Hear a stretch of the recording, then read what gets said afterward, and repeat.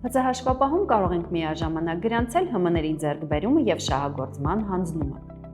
Հիմնական միջոցների ենթահամակարգից բացենք ՀՄ-ի ձեռքբերում եւ շահագործում փաստաթուղթը։ Լրացնենք անվանումը։ Մուտքի ամսաթիվ դաշտում ավտոմատ առաջարկվում է ընթացիկ ամսաթիվը։ Կարելի է մուտքագրել նաեւ մատակարար կազմակերպության կողմից դուրս գրված հաշիվապրանքագրի հարկային հաշվի ամսաթիվը։ Լրացնենք նաեւ շահագործման ամսաթիվը։ Ընտրենք ՀՄ-ի տեսակը։ Ընտրենք կառուցվածքային ստորաբաժանումը, որտեղ մուտքագրվում է ՀՄ-ն։ Նյութապատասխանատու անձը կլրացվի ավտոմատ կառուցվածքային ստորաբաժանում տեղեկատվից։ Ընտրենք մատակարարին։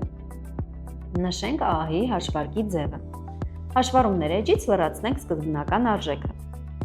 Օգտակար ծառայության ժամկետը լրացվում է ավտոմատ ըստ ՀՄ տեսակի։ Հաշիվներ էջում արժեքները լրացվում են ընտրված ՀՄ տեսակի եւ գտնվելու վայրի հիման վրա։